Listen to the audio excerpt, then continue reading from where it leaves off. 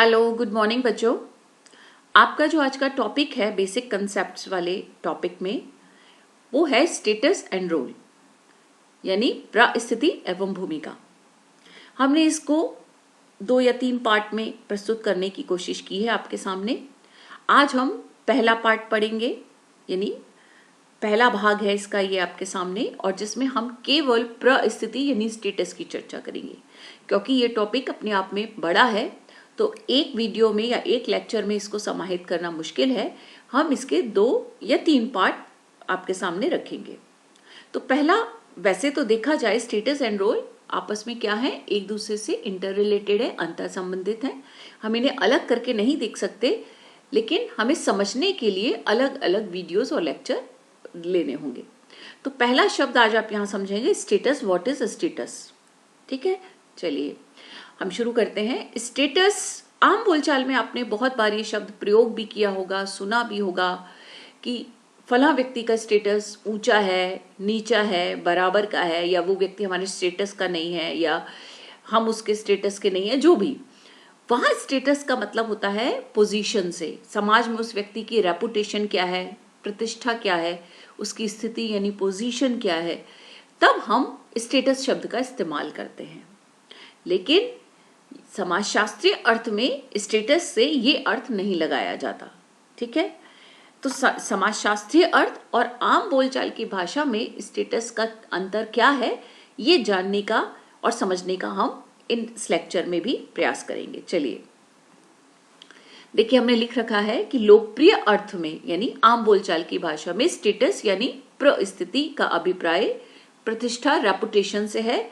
और इस अर्थ में इस शब्द का प्रयोग सर्वप्रथम किसने किया था? अरस्तु, जो दार्शनिक थे अरस्तु, उन्होंने इस शब्द का प्रयोग रेपुटेशन के संदर्भ में किया था। समाजशास्त्रीय अर्थ देखें तो समाजशास्त्रीय संदर्भ में परिस्थिति का अर्थ पद से है। पद यानी पोजीशन, जिसे सामाजिक इकाई अथवा व्यक्ति ने किसी दी हुई समाज व्यवस्था में एक निर्दिष्ट समय में एक निर्दिष्ट स्थान पर प्राप्त की है। मतलब जब समाज में किसी व्यक्ति को किसी एक समय विशेष में किसी स्थान विशेष पर जो पद प्राप्त होता है, वो उसकी परिस्थिति यानी स्टेटस कहलाता है। ठीक है, और यह पद, उदाहरण के लिए जैसे पिता है, पुत्र है, भाई है, बहन है, भाभी है, चाची है, मामा है, ये एक व्यक्ति की क्या है? पोजीशन है, क्योंकि उसे एक निर्दिष्ट समय में एक निर्दिष्ट स्थान पर प्राप्त पद है, समाज द्वारा दिए गए पद हैं, और यही उसकी परिस्थिति है। ये पद जन्मजात गुणों के आधार पर स्वाभाविक रूप से प्राप्त हो जाते हैं व्यक्ति को, या फिर योग्यता, कुशलता और उपलब्धियों के आधार पर। तो 2 क्राइटेरिया हैं आपको ये जो परिस्थिति या पोजीशन मिलती है, या तो जन्मजात गुणों के आधार पर, या फिर जो हमने अर्जित किए हैं, कमाए हैं, योग्यता, कुशलता, उपलब्धियों के आधार पर हमें ये परिस्थिति या स्टेटस समाज में प्राप्त होती है। और स्टेटस जो है वो समाज की सबसे सूक्ष्मतम इकाई है, सामाजिक संरचना की सबसे छोटी इकाई है, सबसे सूक्ष्मतम इकाई है, और किसी भी समाज की संरचना की शुरुआत इसके बिना नहीं हो सकती। अगर स्टेटस है, मतलब स्टेटस का होना समाज के लिए जरूरी है। तो स्टेटस यानी परिस्थिति यानी पद, तो ये समाज की संरचना की पूर्व आवश्यकता भी है और सबसे छोटी इकाई भी है। अब चलिए हम परिभाषाओं की बात करते हैं। परिस्थिति और भूमिका, मैंने कहा कि ये दोनों अंतर संबंधित है। जब आप भूमिका का टॉपिक पढ़ लेंगे तब आप जोड़ पाएंगे कि ये कैसे जुड़े हुए हैं। तो परिस्थिति एवं भूमिका यानी स्टेटस और रोल की व्यवस्थित अवधारणा समाजशास्त्र में सबसे पहले राल्फ लिंटन ने अपनी पुस्तक द स्टडी ऑफ मैन में प्रस्तुत की। ये पुस्तक के नाम आपको याद करना इसलिए जरूरी होता है क्योंकि जब ऑब्जेक्टिव टाइप क्वेश्चन आते हैं या 1 वर्ड क्वेश्चंस आते हैं, 1 सेंटेंस में आपको आंसर देने होते हैं 1-1 नंबर वाले, तब आपको किताबों के नाम, लेखक के नाम पूछ लिए जाते हैं। राल्फ लिंटन ने के अनुसार सामाजिक व्यवस्था के अंतर्गत किसी व्यक्ति को एक समय विशेष में जो स्थान प्राप्त होता है वो उस व्यक्ति की सामाजिक परिस्थिति होती है, सोशल स्टेटस होता है। अभी हमने पढ़ा, तो राल्फ लिंटन की डेफिनेशन भी यही है कि समाज में व्यक्ति, यानी कई जगह आपको व्यक्ति और कई जगह सामाजिक इकाई लिखा मिलेगा। मैंने पहले भी बताया था, समाज शास्त्र में हम व्यक्ति शब्द के स्थान पर सामाजिक इकाई या सामाजिक प्राणी शब्द का इस्तेमाल करते हैं। तो समाज व्यवस्था के अंतर्गत या समाज में किसी व्यक्ति को एक समय विशेष में जो भी स्थान या पद प्राप्त होता है उससे उस व्यक्ति की सामाजिक परिस्थिति यानी सोशल स्टेटस कहते हैं। ऐसा कौन मानता है? Ralph Linton. सेकंड डेफिनेशन है आपकी रॉबर्ट बी रिस्टेड की। ब्रैकेट में जो लिखा है सोशल ऑर्डर, ये उनकी पुस्तक का नाम है। तो रॉबर्ट बी रिस्टेड ने अपनी पुस्तक सोशल ऑर्डर में माना कि समानता एक परिस्थिति, समाज या समूह में एक पद है। ठीक है, लगभग वही डेफिनेशन है। तीसरा है किंग्सले डेविस, जिन्होंने ह्यूमन सोसाइटी नामक पुस्तक में लिखा कि परिस्थिति एक सामान्य संस्थागत व्यवस्था में एक पद है जिसे संपूर्ण समाज द्वारा पहचान और समर्थन प्राप्त होता है। यानी जो भी व्यक्ति को समाज में पद या पोजीशन प्राप्त होती है, स्थान प्राप्त होता है, उसे समाज आइडेंटिफाई करता है, पहचानता है, रिकॉग्निशन देता है और सपोर्ट करता है या समर्थन देता है। तो समाज द्वारा समर्थित होता है वो पोजीशन, समर्थित होती है और पहचान होती है। तो हमने बहुत सारी डेफिनेशंस आपको पुस्तक में मिलेंगी, लेकिन यहाँ हमने राल्फ लिंटन, रॉबर्ट बी रिस्टेड और किंग्सले डेविस की परिभाषाओं को आधार बनाया और ये जानने की कोशिश की और समझने का प्रयास किया कि समाज में व्यक्ति को जो पद प्राप्त होता है किसी समय और स्थान विशेष में, वही उसकी परिस्थिति यानी समाज की परिस्थिति होती है, पोजीशन होती है और समाज द्वारा उसको पहचान और समर्थन प्राप्त होता है। चलिए अब परिस्थिति के प्रकारों की चर्चा करें। तो परिस्थिति के दो प्रकार राल्फ लिंटन ने मोटे तौर पर बताए। कौन कौन से? प्रदत्त परिस्थिति और फिर आगे अर्जित परिस्थिति। यानी प्रदत्त मतलब एस्क्राइब्ड स्टेटस, ऐसे पद जो व्यक्ति को जन्म से प्राप्त होते हैं और जिसके लिए उसे कोई प्रयास नहीं करना पड़ता। यानी जो व्यक्ति अपने जन्मजात गुणों या विकास की प्रक्रिया में या स्वाभाविक रूप से प्राप्त कर लेता है, उसके लिए उसने कोई एफर्ट नहीं किया, कोई श्रम नहीं किया, उसे वो अपने आप स्वतः ही स्वाभाविक रूप से मिलते गए।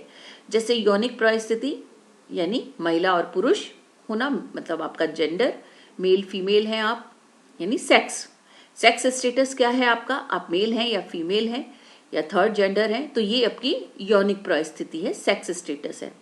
प्रजाति यानी रेस, आयु परिस्थिति यानी एज स्टेटस, हम बच्चे हैं, किशोर हैं, युवा अवस्था में है, प्रौढ़ अवस्था में है, वृद्ध अवस्था में है। धार्मिक परिस्थिति, आपका धार्मिक ये रिलीजियस स्टेटस, आप आस्तिक हैं, नास्तिक हैं, तो रिलीजियस स्टेटस आपका क्या है। नातेदारी, आपकी किनशिप या नातेदारी, मतलब पिता, माता, पुत्र, बहन, भाई आप क्या हैं, तो आपकी किनशिप या नातेदारी परिस्थिति क्या है। और जाति, आप किस जाति के हैं, आपका जाति का स्टेटस क्या है ना। तो ये जो है जाति है, नाम है या जेंडर है, ये सेक्स है, रेस है, ये सारी चीजें, आयु है, ये हमें प्राप्त करने के लिए कोई प्रयास नहीं करना पड़ता। ये व्यक्ति को अपने आप स्वाभाविक रूप से मिल जाते हैं। इनके लिए व्यक्ति कोई प्रयास या कोई श्रम नहीं करता, ये स्वाभाविक है और ये आप चाहें या ना चाहें ये पद सभी को प्राप्त होते हैं, इसलिए इन्हें प्रदत्त परिस्थिति यानी एस्क्राइब्ड स्टेटस की संज्ञा दी जाती है। लिंटन का दूसरा प्रकार है अर्जित यानी अचीव्ड स्टेटस। अर्जित परिस्थिति वे पद या पोजीशन होते हैं जो व्यक्ति अपनी योग्यता, कुशलता, व्यक्तिगत उपलब्धियों और श्रम से यानी प्रयास के आधार पर प्राप्त करता है, इसलिए इसे अर्जित कहते हैं, यानी उसने कमाया। तो अर्जित परिस्थिति क्या होती है, जिसे व्यक्ति प्रयासों के माध्यम से, श्रम के माध्यम से अपनी योग्यता, कुशलता के आधार पर प्राप्त करता है। जैसे विवाह, शिक्षा, व्यवसाय, पेशे, संपत्ति, राजनीतिक शक्ति इत्यादि बहुत सारी ऐसे पक्ष हैं जिनको व्यक्ति अर्जित करता है, उसे जन्म से नहीं मिलता, उसके लिए उसे प्रयास करना पड़ता है और इसीलिए उसे अर्जित परिस्थिति यानी अचीव्ड स्टेटस कहते हैं। तो आपके सामने लिंटन के दो प्रकार हैं, अचीव्ड और एस्क्राइब्ड। एक जिसके लिए वो जन्म से जिसको मिल जाते हैं और एक जिसके लिए उसे प्रयास करने पड़ते हैं। चलिए, और हर व्यक्ति के पास, ये ध्यान रखिएगा, हर व्यक्ति के पास हर व्यक्ति जो है अर्जित भी करता है और एस्क्राइब्ड भी करता है ना, प्रदत्त भी होते हैं। जैसे विवाह करेगा तो उसके लिए अर्जित है, व्यवसाय या पेशा करेगा तो वो अर्जित है, शिक्षा प्राप्त करेगा तो अर्जित है। तो व्यक्ति दोनों प्रकार के परिस्थितियों का समुच्चय होता है। एक और समाज वैज्ञानिक है किंग्सले डेविस, जिन्होंने परिस्थिति से संबंधित यानी स्टेटस से संबंधित निम्नलिखित अवधारणाओं की चर्चा की। कौन कौन सी हैं ये? ऑफिस, अवधारणा। ऑफिस को हम प्योर हिंदी में अगर कहें, शुद्ध हिंदी में कहें तो इसे पदानुषंग भी कहते हैं, है ना, पदानुषंग ऑफिस को। वैसे ऑफिस की हिंदी ऑफिस ही इसलिए की गई है क्योंकि आपको समझने में आसानी हो, लेकिन ऑफिस को पदानुषंग भी कहते हैं। तो ऑफिस है, स्टेशन है और स्ट्रेटम है यानी स्थित है। तो ये 3 शब्द हैं, ये 3 अवधारणाएं हैं जिनकी चर्चा किंग्सले डेविस ने की। अब इनके अर्थ को देखिए। यहां देखिए हमने लिख दिया ऑफिस अथवा पदानुषंग। ऑफिस का मतलब जनरली आप किसी स्थान से लगाते हैं कि फला ऑफिस कहाँ स्थित है, इसका ऑफिस कहाँ मिलेगा, लेकिन यहाँ ऑफिस किसी स्थान या भौगोलिक प्लेस नहीं होता है। समाजशास्त्रीय भाषा में ऑफिस का मतलब कोई कार्यालय, कोई जो स्थान है उसमें स्थिति प्राप्त करने के बाद प्राप्त किया गया पद है, औपचारिक फॉर्मल पोजीशन है। यानी ऑफिस जो होता है उसमें 2 इंपॉर्टेंट चीज कि आप किसी कार्यालय में जो आपको स्थिति प्राप्त हुई है, उस परिस्थिति प्राप्त करने के लिए जो आपको औपचारिक पद दिया गया है वो आपका कार्यालय है। यानी पोजीशन, पद जो है वो कार्यालय है, ना कि वो जो भौगोलिक स्थान है वो आपका कार्यालय है। जबकि हम आम बोलचाल में किसी स्थान को, किसी बिल्डिंग को ऑफिस बोलते हैं। नहीं, वो बिल्डिंग ऑफिस नहीं है, वो व्यक्ति ने जो उस कमरे में बैठकर, उस स्थान में बैठकर, उस कार्यालय में बैठकर जो औपचारिक पद प्राप्त कर रखा है वो ऑफिस है, उसका पद ऑफिस है। क्लियर है? बहुत क्लियर कट अंतर समझ लीजिएगा कि आम बोलचाल में हम कार्यालय या ऑफिस किसी बिल्डिंग को मानते हैं, लेकिन समाजशास्त्रीय भाषा में वो एक भौगोलिक स्थान है। यानी वो जो कार्यालय है उसमें व्यक्ति जिस पद पे है, जिस औपचारिक पद पे आसीन है, विराजमान है, उसका वो पद ऑफिस है। यानी जब तक वो उस पद पर रहेगा तब तक उसके पास ऑफिस है, अन्यथा ऑफिस नहीं है। ठीक? जिसका एक सुनिश्चित कार्य क्षेत्र होता है, उस पद पे, उस औपचारिक पद पे रहकर उसको क्या कार्य करना है, क्या उसका कार्य क्षेत्र है, ये सुनिश्चित होता है। और इन कार्यालय पदों के मध्य संस्तरण पाया जाता है, यानी उच्चता और निम्नता का क्रम होता है।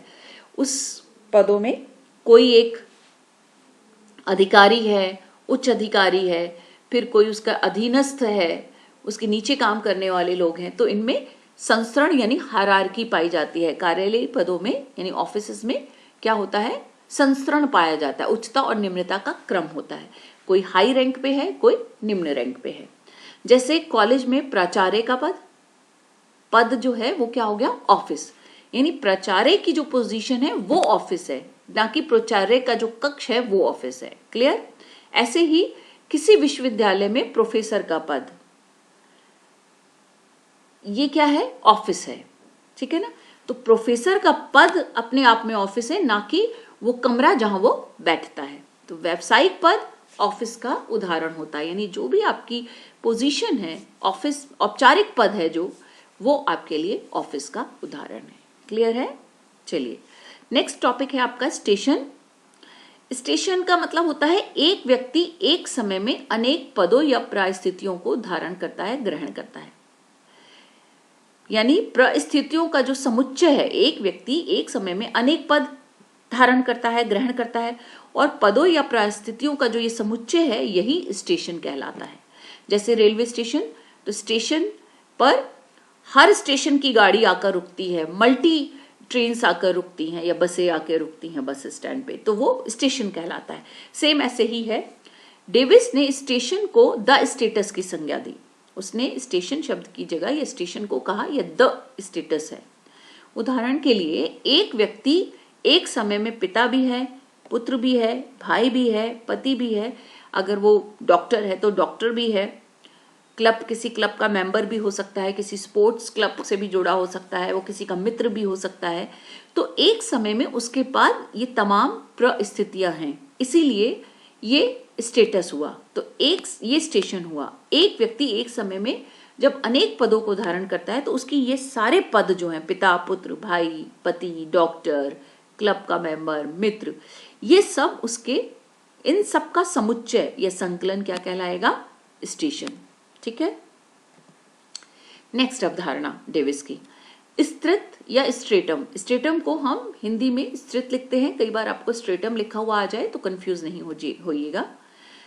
ये क्या है? समान प्रकार की परिस्थितियों या ऑफिस से निर्मित होने वाली सामाजिक श्रेणी स्त्रीत्व कहलाती है, स्ट्रेटम कहलाती है।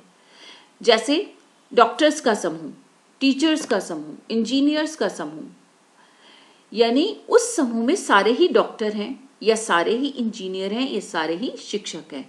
शिक्षक समूह, डॉक्टर समूह, इंजीनियर समूह, नेता समूह, ठीक है।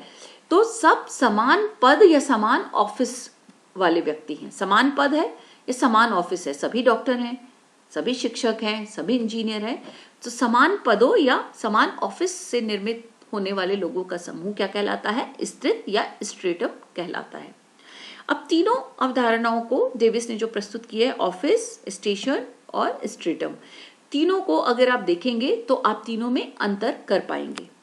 और जनरली जब आपके शॉर्ट क्वेश्चन आंसर्स आते हैं या ऑब्जेक्टिव क्वेश्चन किसी कॉम्पिटिटिव एग्जाम में आते हैं तो उसमें इन सब का कोई ना कोई एग्जाम्पल देके पूछा जाता है कि ये स्ट्रेटम का उदाहरण है, स्टेशन का उदाहरण है या ऑफिस का उदाहरण है, या ऑफिस का उदाहरण क्या हो सकता है निम्न में से, स्ट्रेटम का और स्टेशन का। ये आप कब अंतर कर पाएंगे? जब आपने इन तीनों अवधारणाओं को बहुत ध्यान से सुना और समझा है। ठीक है, चलिए अब रॉबर्ट मर्टन की भी कुछ अवधारणाएं हैं जो हम यहाँ चर्चा कर रहे हैं। रॉबर्ट मर्टन ने एक अवधारणा दी, स्टेटस सेट यानी परिस्थिति संकुल। परिस्थिति संकुल क्या होता है? ये जो अभी आपने डेविस की एक अवधारणा पढ़ी थी लगभग उसी के समकक्ष है। एक सामाजिक इकाई यानी व्यक्ति जब एक समय में विभिन्न पद धारण करता है, विभिन्न परिस्थिति धारण करता है, तो उनका समुच्चय परिस्थिति संकुल यानी स्टेटस सेट कहलाता है। डेविस इसे स्टेशन की अवधारणा कहते हैं, है ना। तो एक व्यक्ति, हमने उदाहरण यहाँ नहीं लिखा है क्योंकि हम स्टेशन का जो उदाहरण है वो यहाँ आ जाएगा। एक व्यक्ति विभिन्न पदों या परिस्थितियों का समुच्चय परिस्थिति संकुल कहलाता है। कैसे? जैसे अभी कहा था हमने, पिता भी है, भाई भी है, पुत्र भी है, क्लब का सदस्य भी है, डॉक्टर भी है। तो उसके पास एक समय में अनेक पद हैं, अनेक परिस्थितियां हैं और उसकी विभिन्न परिस्थितियों का समुच्चय ही उसका स्टेटस सेट है। ठीक है, तो एक व्यक्ति का जो इतने सारे पद हैं, वो पिता, पुत्र, भाई, बहन, पिता, पुत्र, भाई, पति, क्लब का मेंबर, डॉक्टर, इंजीनियर, जो भी है, वो उन सब से जुड़ा हुआ है और उसका इन सब से जुड़ाव ही परिस्थिति संकुल यानी स्टेटस सेट कहलाता है। क्लियर? एक और कंसेप्ट दिया मर्टन ने, स्टेटस सीक्वेंस, परिस्थिति श्रृंखला।